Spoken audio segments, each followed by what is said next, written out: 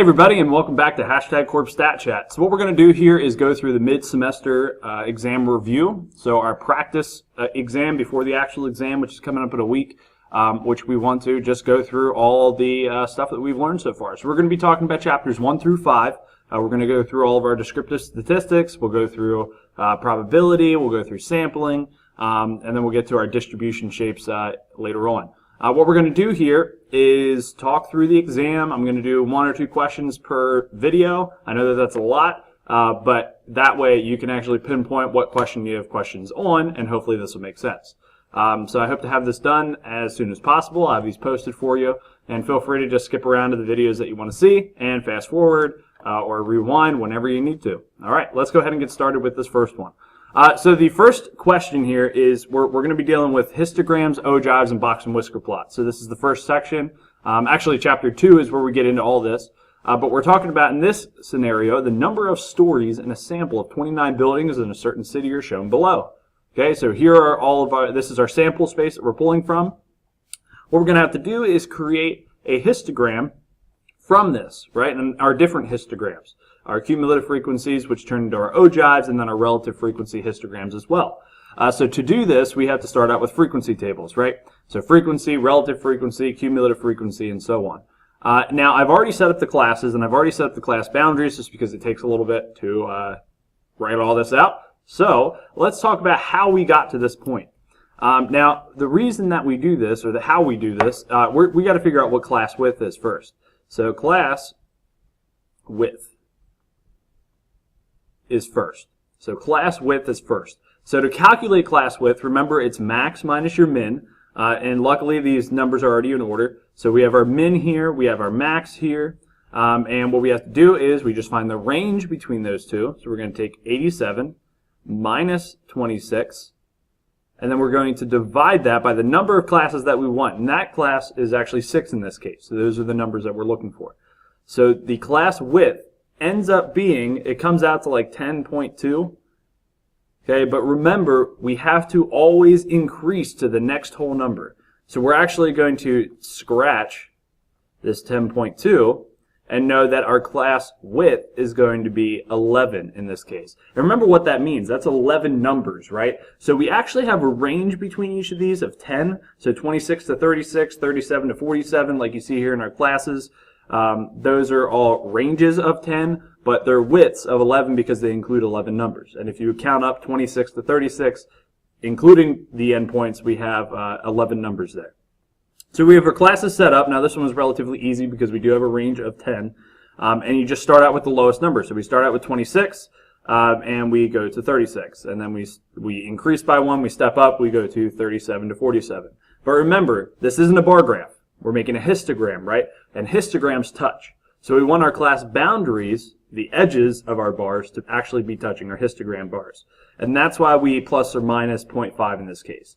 And if it was, if we were going to the nearest 10th, we'd go to the nearest 50th. Or, yeah, we would actually take half and then add it to and from the next digit over, right? So we have 25.5, 36.5. 36.5 to 47.5. So the ends of our boundaries are touching now, which is good.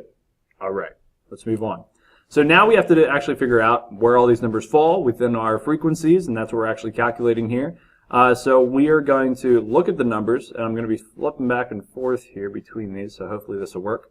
But when we look at this side, what I like to do, especially when the numbers are already in order for you, or you can just enter these in and put them in your calculator, and then you can do sort A from one of your stat options. You can go through and just figure it out, and I'm just going to draw end marks here. So we got to go to 36, right? So all of these numbers are included in our first set. All of these numbers. So these first few numbers are included in that first set. Then we go from 38 to 47.5. So we go from 36.5 to 47.5. So I'm going to go to 47.5, or 47 is included in that set. Then in the next set, it goes from 47 to 58. So I go the whole way up to 55 because that's included. 60 is going to be included in the next set, and also 63, but 70 is not. That's going to be in the next one. And lastly, we just have 87 there, just tacked onto the end. So you can see here that I already broke it down into classes. It's really easy once it's sorted. and we're going to start tallying these up. So the first case we have 1, 2, 3, 4, 5, 6, 7, 8, 9, 10, 11, 12.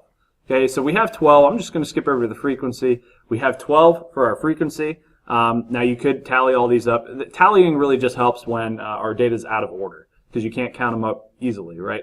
Our next group here, 38, 40, so 1, 2, 3, 4, 5, 6. So our next set of frequencies is 6. Then we have 1, 2, 3, 4, 5, 6. So we have 6 again. And you should probably be able to tell what the distribution shape is going to be here by now. But if not, no big deal. Okay, our next set, we have 2, 2, and 1. 2, 2, and 1. And what should happen is that this should add up to our total, which is 29 buildings, right? Hopefully. All right, so we can go ahead and check that if we want, but it's going to be okay. So this all adds up to 29, right? 29. And what we're going to do here is we're just going to roll right into our relative frequencies and right into our cumulative. It doesn't make sense to just break all this up, so let's just do it all at once. So relative frequency, remember relative is all out of from 0 to 1, right? It really just, it gives us a percentage of our data. So it's all relative to the total of 1. So we don't have to worry about how many data points or how many frequencies there are in the entire set. So I don't care that there's 29, I just care about what percentage of the data falls in the first class, or the second class, or the third class, and so on. So let's calculate relative frequency. What we're going to do is take 12, we're going to take, 12 divided by 29. We're just dividing each one of these by 29, and for the first one, I get 0.41. Okay, so 0.41, so relative frequencies. Nearest hundredth is fine here. Tenth, gets a little tricky, but nearest hundredth should be okay. Okay, then we're going to take 6 divided by 29, and that's true for the next two, so I'm going to go 0.21, 0.21. Sorry, it's off there a little bit. Then 2 divided by 29, we get 0.07, 0.07, 0.07, and then 1 divided by 29 is 0.03, 0.03. Now, since I rounded up a lot of these, it's going to actually go over a total of 1, which is okay. It's as long as it's roughly around 1, we're okay, because when we round, we're skewing those results, so we can't have a perfect one here. So cumulative frequency is next, and cumulative just means that I'm going to start increasing as I go. So the first group is the same. We're going to add 21 to 41. So 0.41 plus 0.21 gives us 0.62. And guess what? It's cumulative, so we're going to continue building upon this. So it's compounding over time. So 0.62 plus 0.21 gives us 0.83. Then we get 0.90. Then we get 0.97. Oh, and look at that. Hey, it does add up to 1. Nice. Okay. If it adds up to 1, awesome. We're good to go. Perfectly 1. And it should always end up being our cumulative frequency of 1 at the very end. Okay, so now what we're going to do is take all this information and actually create histograms and relative histogram. We can do it on the same graph because remember, relative, we just changed the scale on the left-hand side and everything's good to go. So let's check this out. First of all, we need to set up our class boundaries. So our class boundaries go along the bottom. So I'm just going to write these out. So we got 25.5. We don't start at 0. You can do a break here if you want to, just to show that we are skipping a bunch of numbers here. If I can get the pen to work, there we go. So 25.5, then we're going to break, and we get to 36.5. Then our next one is 47.5. Then we get 58.5. And we're just going to keep increasing these up. So 58.5, we get 69.5. Remember, this is going to be the same for the ogive then, so I'm actually going to reuse the same graph just to save time. 69.5, and then we have 80.5. Just know that on the test, you will have two separate graphs. So your relative frequency and histogram and your ogive will be separate. 91.5. So there's our bounds, and what we're going to do now is actually create our bars, but before that, we need to actually create the frequencies on the left-hand side. And now I'm going to be scooting back and forth here, so let me just zoom out once so we can get more of this on the screen, because we're going to be adjusting our scale for our relative frequencies. So we know that we only go up to 12, so why don't we just go, let's just do something easy. Let's go by 4s. So 4, 8, 12. You don't have to list out every single number. It just gets a little redundant in that point because you can just estimate where the bar is going to go. If you want to write out 1 through 12, I'm not going to stop you. It just might take you a little bit longer. Okay, so what we're going to do here is let's get our handy dandy rectangles, and we're going to see how well this works.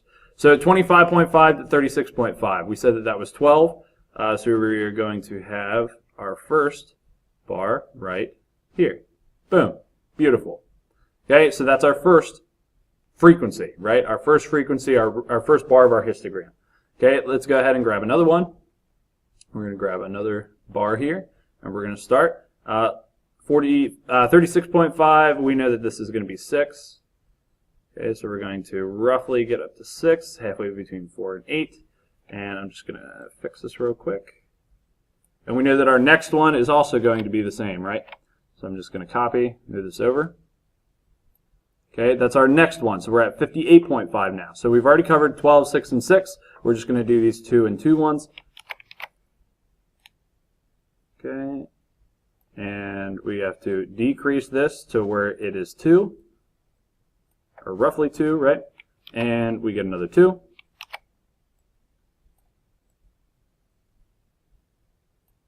And lastly, we get another, well, not another one, but we get 1, right? Okay, so there's your histogram. There's your histogram. Sorry for the rough drawing of the histogram. You could probably do a lot better. But this is what it should look like. So right now we should already be able to tell that it's skewed right, right? Good, because all of our data is flowing to the right-hand side here. It decreases as we go to the right. And what we're going to do is just change this to a relative frequency. Relative frequency. And how we do that is just take this, we take whatever our scale here is, and we're just going to transfer it into a relative frequency out of 1. So 4, we already said it was out of 29. So 4 divided by 29 gives us 0.14. So just in parentheses right below here, 0.14. I've turned this into a relative frequency now, a relative frequency histogram.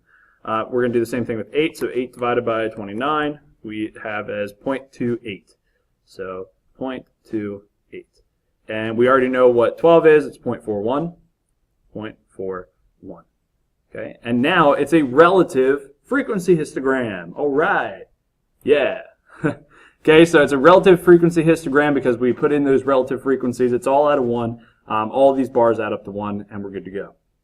Okay, what we're going to do is I'm going to actually draw a scale on the right-hand side here.